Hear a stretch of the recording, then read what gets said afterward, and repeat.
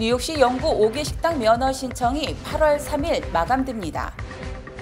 브롱스에서 괴한이 지하철 차장의 머리를 유리병으로 내리치고 도주하는 사건이 발생했습니다. 브루클린 고등학교에서 부실 급식 민원이 빗발치고 있습니다. 이번 대선에서 바이든의 고령과 트럼프의 사법 리스크가 주요 관전 포인트로 전망됐습니다. 이상은 TKC 뉴스데스크 오늘의 주요 소식입니다. 아름다운 제품에서부터 아름다운 사회를 만들기까지 키스는 뉴욕에서 시작하여 현재는 전 세계 12,000명의 직원들과 함께 끊임없이 도전하는 기업입니다. 사람을 생각하고 존중하는 기업. 키스는 한인들이 사회의 주인공이 될 수 있도록 든든한 버팀목이 되겠습니다. 글로벌 뷰티 기업 키스. 시청자 여러분 안녕하십니까? 3월 7일 목요일 TKC 뉴스데스크 첫 소식입니다. 뉴욕시 영구 5개 식당 면허 신청이 지난 5일부터 시작된 가운데 5개 식당 프로그램에 참여하고 싶은 식당들은 오는 8월 3일까지 반드시 신청해야 합니다. 케빈 김 뉴욕시 스몰 비즈니스 국장과 이다니스 로드리게즈 뉴욕시 교통국장은 6일 맨하탄 SBS 사무실에서 소수의 언론 간담회를 개최하고 5일부터 뉴욕시 5개 식당 포털을 통해 5개 식당 신청 접수를 받기 시작했다고 밝혔습니다. 케빈 김 뉴욕시 스몰 비즈니스 국장은 이날 코로나19 때 도입된 5개 식당이 영구화됐다며 이미 5개 식당을 운영하고 있는 식당 또는 신규 신청하고 싶은 식당들은 오는 8월 3일까지 신청을 하고 면허를 승인받아야 5개 식당을 운영할 수 있다고 설명했습니다. 김 국장은 코로나19로 식당 산업이 크게 타격받았는데 5개 식당 프로그램으로 10만 개의 일자리를 보존할 수 있었다며 미 전역에서 가장 큰 규모의 5개 식당 프로그램을 통해 식당들이 크게 성장할 수 있는 기회가 됐으면 좋겠다고 소감을 밝혔습니다. This program, as many of you know, was a lifeline to making sure that restaurants survived the pandemic. We know that over 100,000 jobs were saved because this program, Dining Out NYC, was implemented. What we want to emphasize here is that at SBS, Small Business Services, we are here to help everybody learn about the program in partnership with Commissioner Rodriguez and his amazing team at DOT. 뉴욕시 5개 식당이 영구화되면서 자동차 도로변 설치 5개 식당, 즉 로드웨이 카페 시설은 매년 4월 1일부터 11월 29일까지 8개월 동안 오전 10시부터 자정까지만 허용됩니다. 또 보행자 인도변에 설치하는 5개 식당, 즉 사이드워크 카페는 1년 내내 영구적으로 허용됩니다. 로드웨이 카페 시설은 쉽게 설치와 철거할 수 있는 재료를 사용해야 되며 겨울철 기간에는 공공주차 공간으로 복원하기 위해 반드시 철거해야 합니다. By the end of this year, all the structure must be removed. By November, they must be removed. If they are not removed, and we hope that they will, then we're doing the work with the SBS, but then inspection will be happening, and then people will be accountable to remove the old structure and bring in the new one. 김 국장은 이날 뉴욕시 스몰 비즈니스국은 5개 식당 프로그램뿐만 아니라 뉴욕시 내 스몰 비즈니스를 운영하는 모든 과정에서 도움이 필요한 업주들에게 무료 상담과 교육을 제공하고 있다며 SBS가 제공하는 서비스를 적극적으로 이용해 줄 것을 당부했습니다. We've got a free compliance advisor program where we have former inspectors, former health inspectors. They're trained to go into the restaurants and walk around with the business owner and explain every single violation that the restaurant owner might get if a real inspector came. Because at SBS, we are not a regulatory agency. We issue zero fines to small business owners. We are only there to educate and to make sure that people go into compliance. There's a lot of new rules impacting restaurant owners, like with garbage pickup, for example. And we want to make sure that they can call us to come to their business and to explain to them what the new rules are, not just on Dining Out New York City, not just on sanitation, but on every new rule that exists out there that impacts small business owners. 5개 식당 포털에서는 영구 5개 식당 신청, 절차, 비용, 운영 지침, 4가지 5개 식당 디자인 샘플 등 상세한 정보들을 원스톱으로 제공합니다. 4년간 유효한 5개 식당 면허의 수수료는 $1,050이며 지역과 크기에 따라 매년 납부해야 하는 추가 수수료가 부과됩니다. 지난주 지하철 차장의 목에 한 괴한이 칼을 찌르고 도주하는 사건이 발생한 데 이어서 어제 오전 또 다른 괴한이 차장의 머리를 유리병으로 내리치고 도주해 경찰이 조사에 착수했습니다. 박채은 기자가 보도합니다.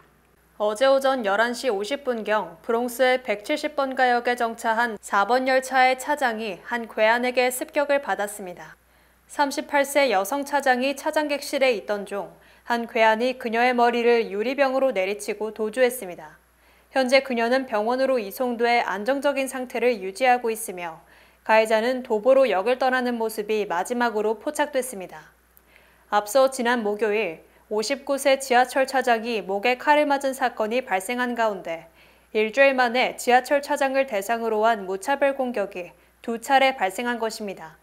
한편 오늘 오전 12시 50분경 브롱스의 페렌파크웨이 역에서도 53세 남성이 칼에 찔리는 사건이 발생했습니다. 경찰에 따르면 피해자는 두 남성이 여성을 성추행하려는 광경을 목격, 이를 저지하려 하는 과정에서 그들에게 칼을 맞았습니다. 이후 용의자들은 흰색 밴을 타고 도주했으며 피해자는 손에 경미한 부상을 입었습니다. 해당 사건은 캐시 호컬 뉴욕주지사가 지하철 범죄 척결을 위한 5단계 계획을 공개한 날 발생했습니다. 브루클린의 여러 고등학교에서 2월 초부터 급식의 질이 낮아졌다는 항의 전화가 빗발쳐 뉴욕시 교육부가 원인 조사에 착수했습니다. 브루클린 17지구를 대표하는 이웬추 뉴욕주 상원 의원은 지난 2월 달 초부터 학교 급식에 관한 불만 전화가 사무실에 빗발치기 시작했다고 말했습니다. 이웬추 의원에 따르면 학생과 학부모들이 최근 학교 급식 품질에 급격한 변화를 목격했으며 우려가 되는 수준이라고 말했습니다. 메일로는 곰팡이가 피어 있거나 신선하지 않은 음식들에 대한 제보 사진이 쏟아졌습니다.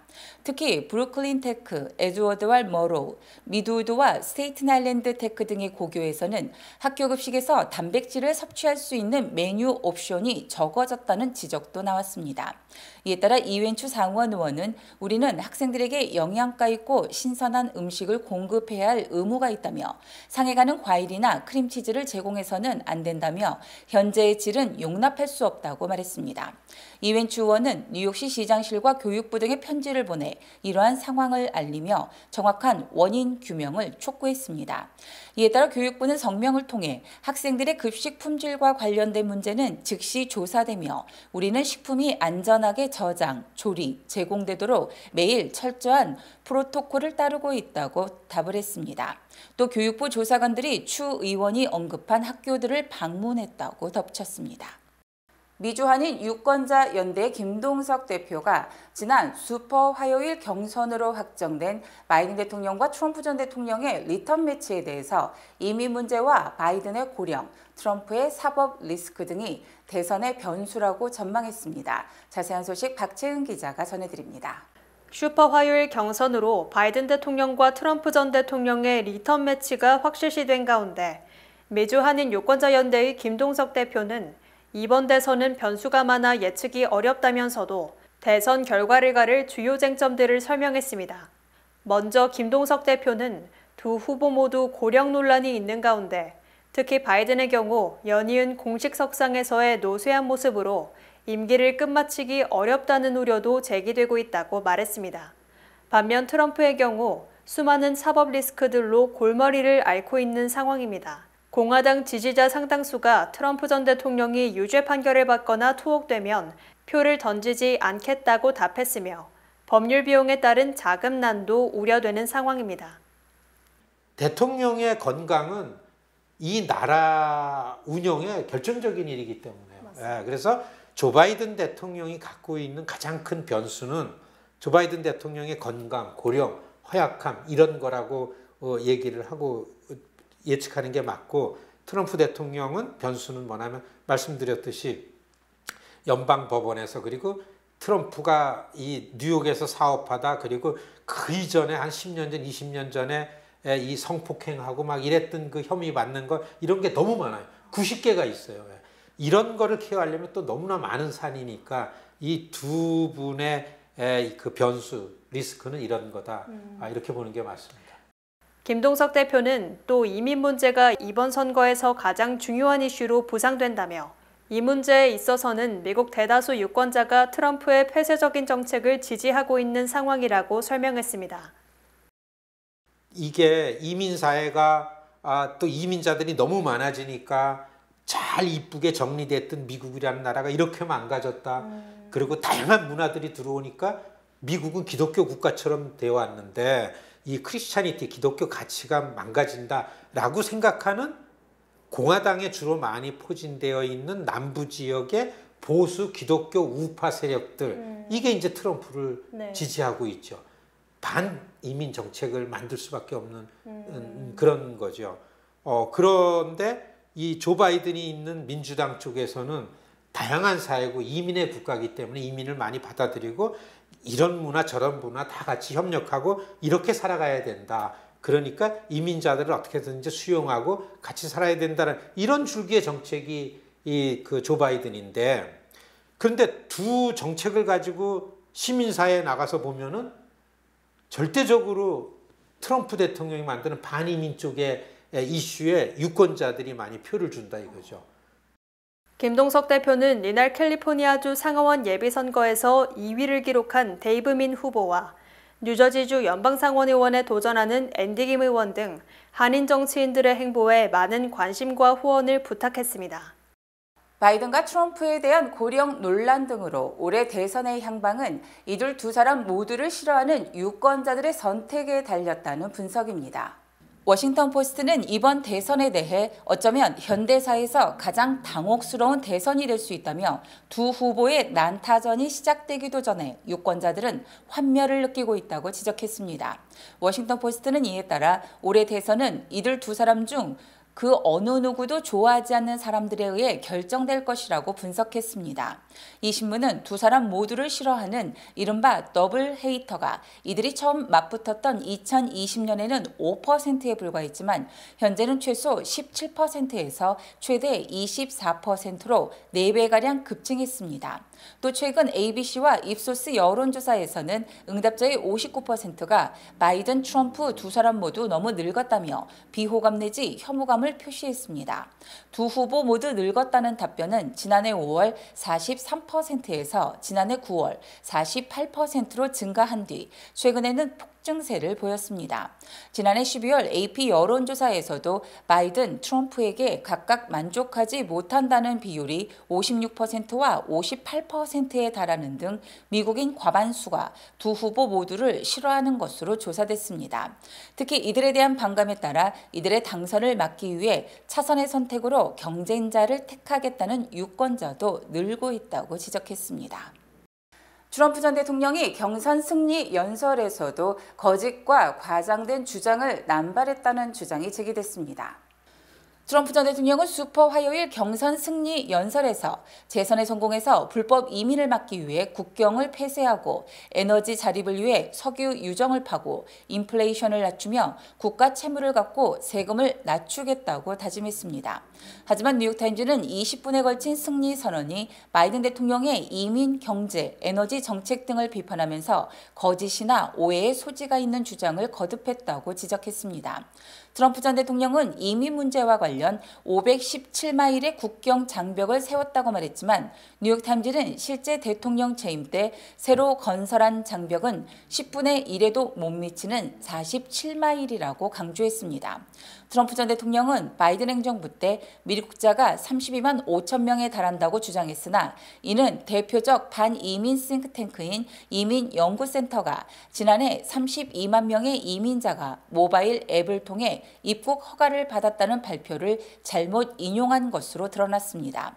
또 트럼프 전 대통령은 우리의 도시들이 이민자 범죄로 들끓고 있다라고 말을 했으나 뉴욕시는 2022년 4월 이후 이민자 17만 명이 몰려왔지만 범죄율은 그대로라며 이민자 이퀄 범죄라는 주장은 근거가 없다고 지적했습니다. 경제와 관련해서도 트럼프 전 대통령은 자신이 재임할 때 인플레이션, 즉 물가 상승이 없었다고 지적했지만 매년 2% 정도 물가가 올랐고 감세 정책으로 세수를 늘렸다고 주장했지만 이 또한 사실이 아니라고 밝혔습니다.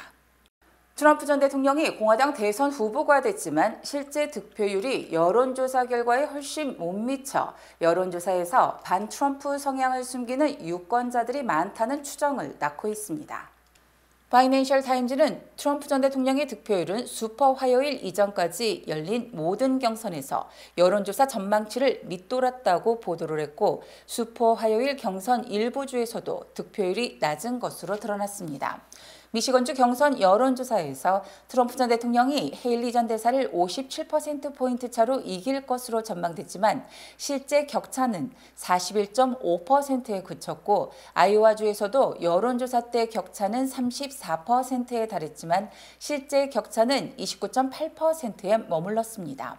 사우스캐롤라이나주 여론조사 격차는 27.6%, 실제 격차는 20.3%였고 뉴햄프셔도 여론조사 격차는 17.6%였지만 실제 격차는 11.1%에 그쳤습니다. 슈퍼 화요일 경선에서도 버몬트주 여론조사에서 트럼프 전 대통령이 무려 2배로 이길 것으로 예상이 됐지만 실제는 헤일리 대사가 승리했으며 버지니아주에서도 트럼프가 60%포인트 앞서는 것으로 조사가 됐으나 실제는 절반에 불과한 28%로 나타났습니다. 이처럼 트럼프 전 대통령에 대한 여론조사 결과와 실제 득표율이 차이가 많이 나는 것은 여론조사에서 반트럼프 성향을 숨기는 이른바 샤이 반트럼프가 있기 때문으로 풀이됩니다. 트럼프 전 대통령이 연방 하원과 공화당 전국위에 이어서 연방 상원도 장악했습니다. 트럼프 전 대통령과 사사건건 각을 세우며 껄끄러운 관계에 있던 미치 매코넬 연방상원 원내대표가 어제 기자회견을 통해 트럼프 지지를 공식 선언했습니다. 매코넬 원내대표는 트럼프 전 대통령이 공화당 대선 후보가 되기 위한 공화당 유권자 지지를 받았음이 명백하다며 이에 따라 자신이 트럼프를 지지하는 것은 놀라운 일이 아니라고 말했습니다.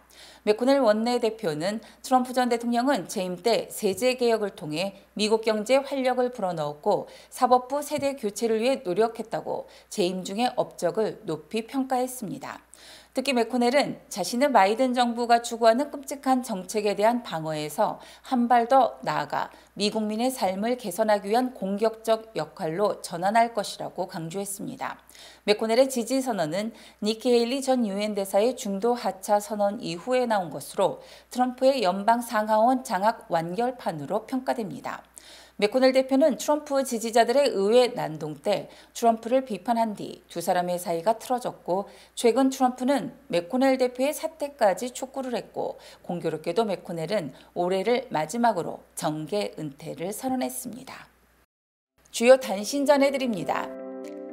김영삼 전 대통령의 부인 손명순 여사가 오늘 서울대병원에서 입원 치료를 받던 중 96세를 일기로 세상을 떠났습니다. 지난달 29일 로스앤젤레스 코리아타운 아파트에서 발견된 50대 남성과 80대 여성 피살 사건은 생활고를 비관한 아들이 노모를 살해하고 자살한 것으로 드러났습니다. 재외동포청이 해외에서 재난, 전쟁, 폭동 등의 피해를 입은 한인들을 도울 수 있는 규정을 제정했다고 밝혔으나 올해 예산이 단돈 4천만 원에 불과한 것으로 드러났습니다. 지난 2월 뉴욕시 7대 범죄가 8,919건으로 1년 전보다 1.1% 줄었으며 지난 1월에 이어 2달 연속 10,000건 이하를 기록했습니다. 지난달 미국의 구인 건수가 890만 건으로 1월과 동일했으며 월스트리트저널이 집계한 전문가 전망치와도 일치했습니다. 미국 4년제 대학 졸업자와 평균 빚은 3만 달러 이상이며 로스쿨은 13만 달러, 의대는 21만 달러, 간호대 5만 5천 달러, MBA 3만 2천 달러 등으로 조사됐습니다. 스웨덴이 오늘 북대서양 조약기구 나토의 32번째 회원국으로 승인됨에 따라 유럽 대부분의 국가가 미국의 우방이 됐으며 러시아는 더욱 고립되게 됐습니다. 상업 부동산 대출 부실로 파산 우려가 제기됐던 뉴욕 커뮤니티 은행이 기관 투자자들로부터 10억 달러 투자 유치에 성공, 최악의 상황은 피했다는 분석입니다. 날씨 전해드립니다. 금요일인 내일은 대체로 맑겠습니다. 내일 낮 최고 기온은 55도, 밤 최저 기온은 40도입니다. 내일 아침 해 뜨는 시각은 오전 6시 17분, 해 지는 시각은 오후 5시 55분입니다.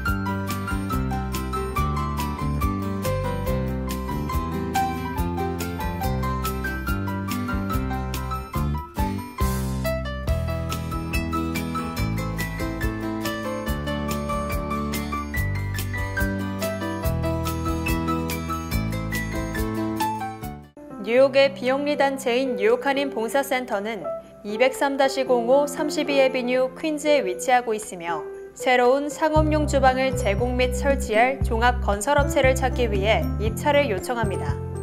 계약은 가장 낮은 입찰가를 제시한 자격 있는 입찰자에게 수여됩니다. 모든 관심 있는 업체는 입찰 요건에 명시된 대로 의무적인 사전 입찰 현장 답사에 참석해야 합니다. 규격 및 입찰 요건은 2024년 3월 12일 정오까지 hyunil@kcsny.org로 요청을 보내시면 받아볼 수 있습니다. 중앙선거관리위원회에서 재외선거를 위한 핵심 정보를 알려드립니다. 투표소 입장 후 신분증을 제시하고 본인 확인 후 투표용지 수령 확인기에 서명 또는 손도장을 찍습니다. 투표용지와 회송용 봉투를 받은 뒤 기표소에 비치된 기표용구로 기표 후 회송용 봉투에 넣고 투표함에 투입하시면 됩니다. 3월 27일부터 4월 1일까지 실시되는 제22대 국회의원 재외선거에 여러분의 소중한 한 표를 행사해 주시기 바랍니다. 한국에 가신다고요? 한국에서 오셨다고요? 유니온 전당포에 오셔서 쇼핑도 하시고 경비도 벌어 가세요. 롤렉스, 카르티에, 구찌, 다이아가 박힌 보증서가 있는 각종의 보석들이 기다리고 있습니다. 한번 오셔서 구경도 하시고 상담도 받고 눈으로 직접 보세요. 소자본으로 보석상을 운영하고 싶으시면 유니온 전당포를 찾으세요. 전화 718-461-8949. 이상으로 3월 7일 목요일 TKC 뉴스데스크를 마칩니다. 시청해주신 여러분 고맙습니다.